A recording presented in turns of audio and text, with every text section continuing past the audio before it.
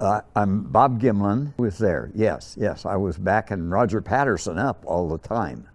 Well, he had the camera up, working with it. I was riding back of him. It was a Saturday, sunshiny, bright fall day, October 20th, to be exact. And it was just a warm, sunshiny day, and we were just riding up alongside the creek on the east side of the creek. And about 4 miles from where we were camped, Roger was just riding. Roger was riding in front of me. I was leading the little pack horse. We were basically going out to camp about 40 miles further out than we'd been riding. We've been riding, making big circles every day.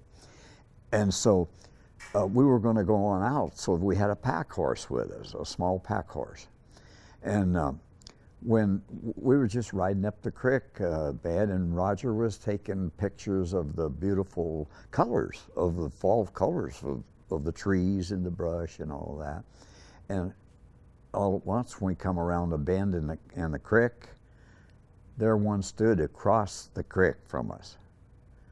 And of course, Roger's horse just went berserk. Well, mine did too, but I was able to stay on him because, you know, I was a pretty good rider back in, I was only 36 years old. So I was a pretty good rider, and I stayed on my horse, and Roger finally, he didn't get actually dumped off his horse, but he got a little help getting off, and he grabbed the saddle bag cover, one flap that he had it on there, and unflapped it and got the camera out and started running across the creek, taking the picture. And he stumbled. It had a kind of a bank on the far side, and so Roger had had the camera up to his eye, of course, and he kind of stumbled and fell down on his elbows. And he wasn't really sure if he got sand or whatever in the camera, because this is all happening really, really fast and excited. Had you guys gone up there looking for Bigfoot? Yes, trying to find more evidence.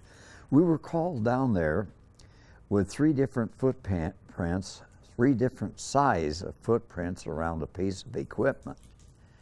And by the time this was Labor Day weekend, and by the time I got down there, or we got down there, there'd been so many humans that come up and walked around and disturbed the tracks, plus it rained also. And so there was no real good footprints for casts or anything. So that's why we kind of stayed and just started riding in big circles. Well, not really circles, just wherever we could go, you know. And we'd usually cover about 25 miles a day, riding through the mountains in different locations. That's why we had decided to travel further, way on back, a lot further back, and look for more evidence, because we hadn't found anything in a month. We'd been riding for a month and hadn't located anything. How does that make you feel, knowing that you guys have this footage? Well, it makes me feel really good. Of course, Roger's deceased, has been since 1972. And I can't speak for Roger, but I wish he was still alive so that he could enjoy the advancement that we have created. I say we as the whole, everybody that's involved in it has created over the years. You know, it started out where if you had seen a Bigfoot, you're a kook, you know, and nobody believed you. So, but now it's a whole different story. There's too many folks that come out with good evidence and sightings and all kinds of evidence. So they can't deny it any longer. And so the last few years has been really good. There's Bigfoot jerky, Bigfoot everything. And so I'm really pleased with the advancement that we have acquired over the years. The first 35 years was difficult. It was, around where I lived, gee whiz, I was a real outcast. And so, and I had a job and all that, you know, and so even, well, the guys that I worked with, they believed in me and stuff, but the other folks didn't, you know, they just said, and my wife worked at a savings and loan institution, and so she worked on the teller line for a while, and they'd come up and say, hey, God, you're Bob Gimlin's wife. You know, we thought that, oh, Bob was a sensible guy, but he goes down there in California and comes up with a weird story that he had made a film of a Bigfoot. So it hurt a little bit. It hurt a lot. And so that's kind of what I went through for 35 years. And then in 2003, the Russian scientists had come over to visit with me, and they had invited me in 1990 to come to Russia, but I was busy working, and I just couldn't get the time off, you know, and I was riding a lot of colts, breaking a lot of young horses. And so then Dmitry Bayanov decided to come to the United States to visit with me and go to the conference that Al Hodson was putting on at Willow Creek, California. And the response was so tremendous that that's what got me back into going to conferences and talking about it and telling my story. And so I've been doing it ever since. I go to conferences all over the United States. Talk about that day. You guys set out to do a documentary on Bigfoot that day? The day that we started out, okay, we left camp about 1:30 in the afternoon. A sunny, real sunshine, sunny day, and we got everything packed up in the little pack horse and ate lunch and everything, and we got started out. And of course, Roger was riding in front of me all this time, and he was filming the trees, the beautiful colors, the changing fall colors that everything was changing, and never even thinking that we'd ever run onto a Bigfoot, because we were going to head way on back, about 35, 40 miles farther back, and stay the weekend. And we were only, I say, about 4 miles from where our camp was, just riding along the creek and lazily kind of rolling along there with a sunshiny afternoon, and all at once, boom, there's one standing across the creek. So things started happening dramatically fast. Yeah. Mount St. Helens. You had said that that's a hot spot for Bigfoot. Mount St. Helens? Yeah. Well, Mount St. Helens was a very mysterious mountain before it blew. There was evidence of a missing people that was never ever located that went up on Mount St. Helens. And over around that particular area, around Mount St. Helens, there was some really strange stuff going on. And it never was proven to be on the shadow of doubt, but there was things happened that was never explained. And so they kind of branded Bigfoot as part of the mysteries. And so Mount St. Helens, yeah, before it blew, was really a hot place to go. It's been kind of a tough subject to deal with, really, in the early days. Not like now, not like there's so much sightings and so much evidence out there now that they can't deny that they don't exist. Bigfoot and aliens. You have heard connection between them. You know, I don't know. I won't say no, and I won't say yeah, because I don't know. I've never had that experience, but there is so much evidence brought forward that it possibly could be.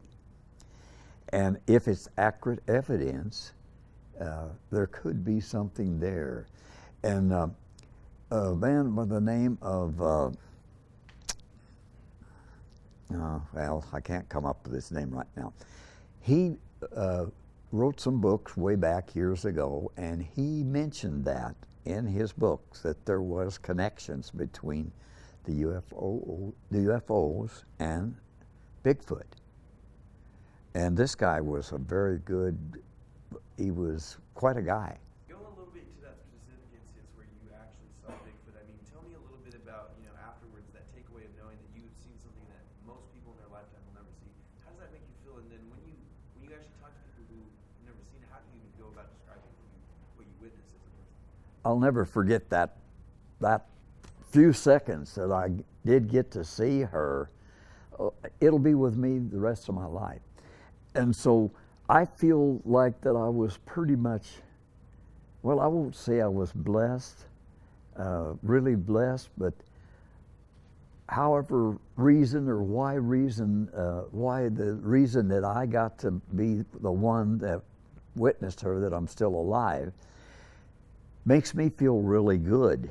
And there's been so much question about, do you feel that there was a young one, or, well, we never know, because there were 3 different sizes of footprints, and this was only about 3 miles from where the footprints were.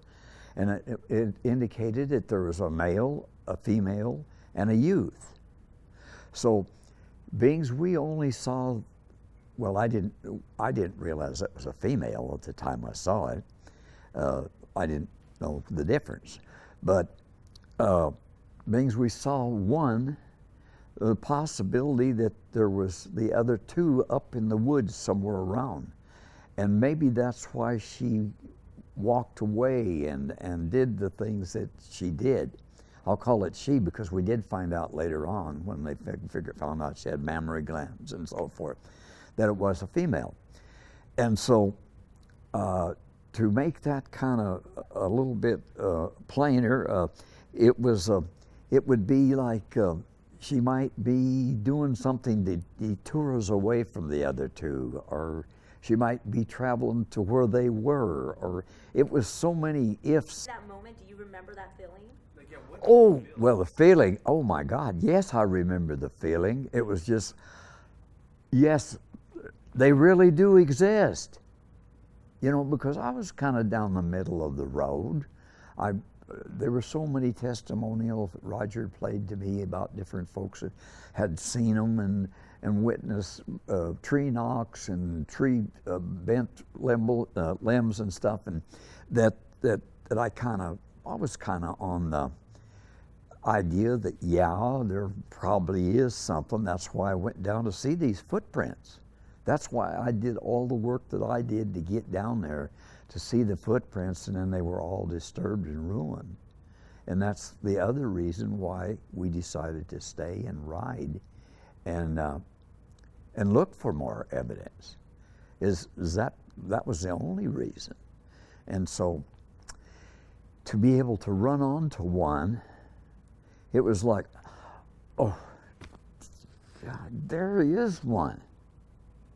And she's walking away, and I'm trying to hold my horse and stay on my horse until I did ride across the creek and stepped down off the horse, and she turned and made a head turn towards the way I'd be like about from this angle when I rode across the creek, and she was about 200 feet from me at that time, and just made that one turn and never even slowed down.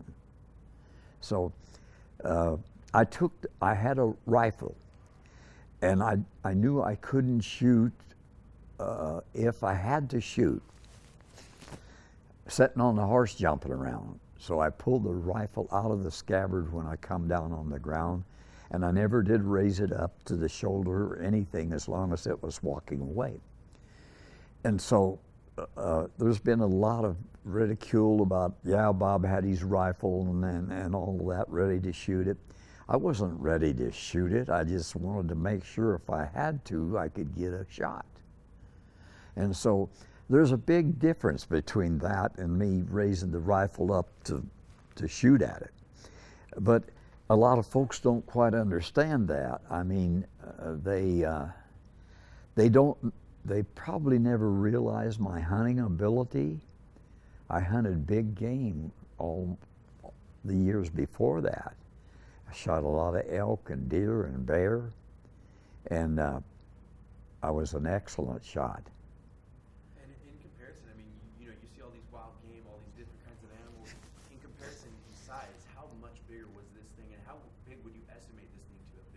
Well, I don't have to estimate. Bill Munns has proven the height over the years of a lot of study of measuring different things and taking the footprints and measuring out. She was 7'3" tall. So that's pretty good size. Did that look pretty accurate in terms of what you saw as well? In terms of what you Well, I never realized, because I was up on top of a 16-hand horse when I first saw her. So when they asked me, I said, oh, she was probably a little over 6 foot tall and massive muscle, just bulk muscle. So I was way off as far, and they said, well, what do you think she weighed? And I said, 300 pounds or more. Well, that would have been light. She probably weighed closer to 800 pounds. Knowing what I know now and all the evidence that was presented about it afterwards. But a person will I made a lot of mistakes about different things that they asked me when they first saw the film and then asked me about the film. I said, 6 foot or a little over 6 foot. Well, but when I got down on the ground, it was a different story. But she was a little ways away from me then, and you can see she's kind of in a slouch position, kind of not really standing up straight. Or I guess that's about as straight as she walked all the time. But when she was just standing alongside the creek, she looked pretty doggone tall. But you got to be careful when you make statements, because then they hold you to it all the rest of your life. And you say, well, hey, it all happened so dramatically fast that I didn't have time to think about a lot of things, because I hadn't planned on seeing one. And seeing one just was boom, boom, boom, boom. And, and so therefore it was pretty dramatic. The naysayers, what do you say to them? I say, well, think whatever you want to think. I know what I saw. And if you've seen the film footage, analyze it and think about it. And don't tell me that they can't exist, because there's so many people out in the woods all the time that would see one. I'd say, don't even talk to me about that. I said, just think about what you're saying. And if you don't, then that's your ball game. You can think. I said, I'm not out here to prove to anybody that they exist at all. I said, I know they exist. And I say, there's no question. They say, well, is there a little bit of question? Is there a question whether you could have been fooled? I said, no way. No way. Well, we were 36 miles back in the woods. And the closest thing to us was guys up on the side of the mountain, way up high, starting to build a logging road back. And they were way up on the side of the mountain with a bulldozer and road graders and stuff. And I don't even know if they were even anybody up there on a Saturday. This was on a Saturday afternoon, October 20th, 1967. And so we didn't witness any equipment moving up in there or anything, because we could actually see way up on the side of the mountain from where we were riding up the creek bed. So we didn't see any activity up there, or wasn't even looking for it. We wouldn't pay any attention to that, really. We were out there just riding, we had a destination that we were going to, and that's where we were going, and Roger was filming all the trees and the brush and stuff that had the beautiful red and yellow fall colors. And that was, just his mistake, or his error actually would be, to not be ready. Because I preach now be ready for anything that you might run into, and carry stuff with you to pick up evidence and present the evidence to whoever is interested enough to take it. Take a plastic bag with you and tweezers and a ruler or something. If you see a footprint and you cast it, you put something down to indicate the size of it. A dollar bill will even work, or anything that you know an actual size of it.